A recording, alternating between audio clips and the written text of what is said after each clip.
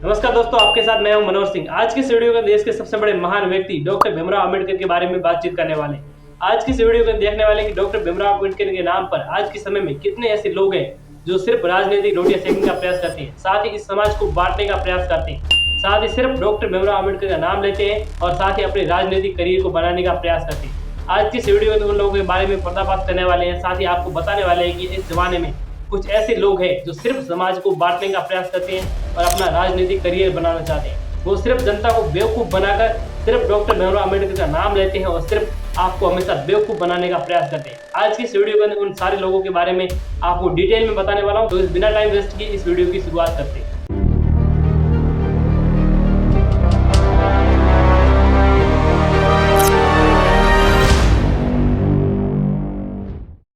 तो इसमें नंबर 1 आती है कांग्रेस पार्टी। तो इस कांग्रेस के द्वारा हमेशा समाज को बांटने का प्रयास ही किया जाता है।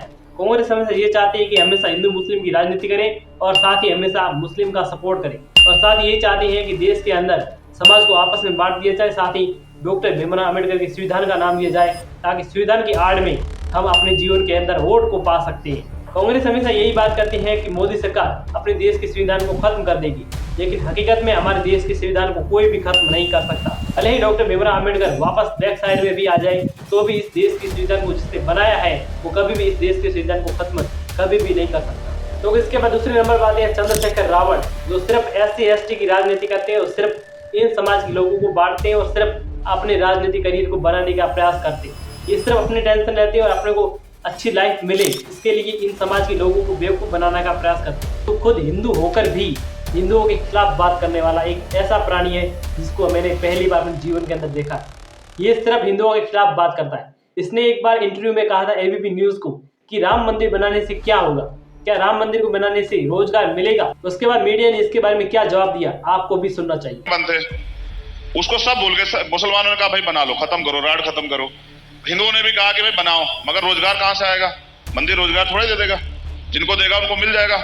सतीश चंद्र मिश्रा जी वहां जाके कह रहे हैं कि हम राम मंदिर बनाइए, उनके पीछे। नहीं, मंदिर से रोजगार क्यों नहीं मिलेगा? किसे मिलेगा? जो पुजारी बनेगा उसको मिलेगा। मंदिर का निर्माण होगा, इंजीनियर्स को मिलेगा, मजदूरों को मिलेगा, मटेरियल सप्लाई होगा, उसको मिलेगा रोजगार। और उसके बाद वहाँ पर पूरी इकोनॉमिक गतिविधि चलेगी। लोग वहाँ पर दर्शन करने आएंगे, वो फूल माला खरीदेंगे, प्रसाद खरीदेंगे, होटल में ठहरेंगे, बस से आएंगे, गाड़ी से आएंगे, ट्रेन से आएंगे, हवाई जहाज से आएंगे। पूरी इकोनॉमी घूमती है राम के आसपास। तो तुम फिर हर गली में बना देना चाहिए। इसके बाद चंद्रशेखर रावण कहता है कि हर गली में राम मंदिर बनवा दो। ये कितनी छोटी बात करता है ये प्राणी। ये यही कहता है कि हिंदुओं के खिलाफ बात करो और सिर्फ वोट पाने की कोशिश करो। इनके द्वारा हमेशा दंगे फसाद करने का काम किया जाता है। ये हमेशा छोटे मोटे प्रोटेस्ट में डॉक्टर भीमराव अंबेडकर के तख्ते लेकर पहुंच जाते हैं कि हम डॉक्टर भीमराव अंबेडकर के लिए ये सब कुछ करना चाहते हैं और हम सब कुछ यही कर रहे हैं। इनको ये पता नहीं कि डॉक्टर भीमराव अंबेडकर ने अपने जीवन में कभी भी हिंसा के लिए उन्हें प्रोत्साहित किसी भी समाज को नहीं किया था। ये सब कुछ अपने मोह माया के लिए करना चाहते हैं और साथ ही समाज को बांटने का प्रयास करना चाहते हैं। लेकिन ये उनकी बड़ी बड़ी मंशा होती है। हमेशा आए दिन ये हमेशा आए दिन छोटे मोटे प्रोटेस्ट करते रहते हैं। ये आपको हमेशा बांटने का प्रयास करते हैं। जो भी लोग इस कैटेगरी से बिलोंग करते हैं उनको समझना चाहिए ये असल में लोग आपको बांटना ही चाहते हैं, आपका ये सपोर्ट देखना चाहते हैं। अगर आपको उनको सपोर्ट मिलता है तब इनकी पॉपुलैरिटी ही बढ़ती है। ये हमेशा यही आगे बढ़ जाते हैं, लेकिन आप हमेशा उसी कंडीशन में रहते हैं आप जैसे कि थे।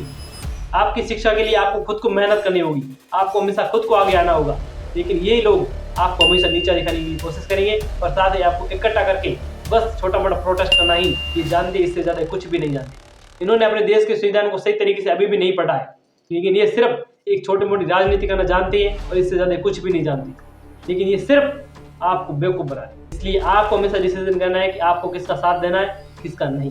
और इसके बाद तीसरे नंबर पर आती है ममता बनर्जी।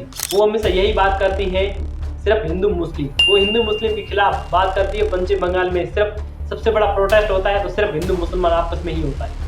और सबसे बड़ा मुद्दा है तो सिर्फ हिंदू मुसलमान का। वो हिंदू मुसलमान के खिलाफ बात करते हैं और साथ ही वो मुसलमानों में सबसे बड़ी सपोर्टेड है।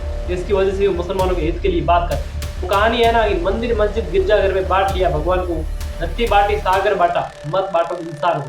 लेकिन हकीकत में लोगों ने जिस चीज़ को छोड़ना था इंसानों को, उन्होंने इंसानों को भी नहीं बख्शा, साथ ही इंसानों को भी आपस में बांट दिया। और इसके बाद तीसरे नंबर पर आते हैं असदुद्दीन ओवैसी, जो सिर्फ यही बात करते हैं माइनॉरिटी, अल्पसंख्यक। वो हमेशा यही बात करते हैं कि हिंदुस्तान में अल्पसंख्यक बहुत ज़्यादा खतरे में। आप ये समझ नहीं पाओगे कि हमारे देश की जितनी भी आबादी है उसमें सबसे ज़्यादा 80% है हिंदू, एक उसके बाद की पॉपुलेशन है सिर्फ मुसलमान।